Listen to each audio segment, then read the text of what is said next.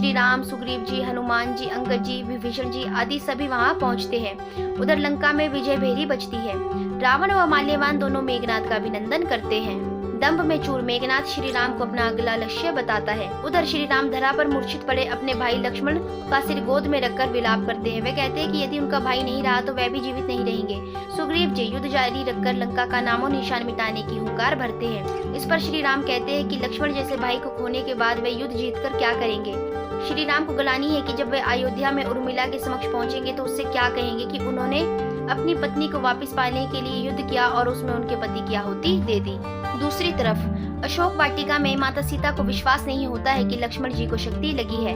वे जानते हैं कि लक्ष्मण जी को कुछ हुआ तो उनके पति श्री राम के भी प्राण नहीं बचेंगे।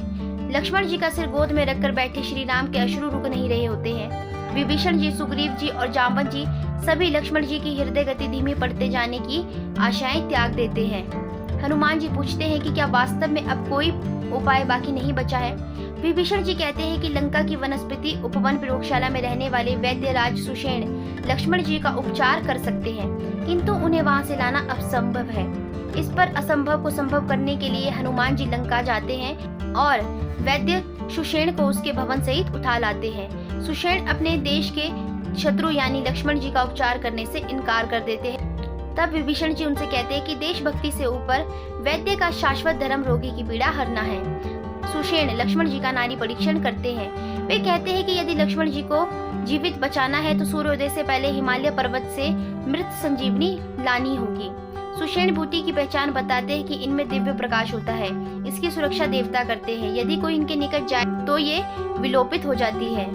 श्री राम अल्प अवधि में हिमालय जाना और आना असंभव मानते हैं, किंतु हनुमान जी उनसे आज्ञा लेकर आकाश मार्ग से हिमालय की ओर प्रस्थान करते हैं। उधर रावण को अपने गुप्तचर शुक से ये सूचना मिलती है कि वैद्य सुषेण की बताई बूटी लेने हनुमान जी हिमालय गए हैं। रावण मायावी असुर कालनेमी को हनुमान जी की यात्रा बाधित करने की आज्ञा देता है।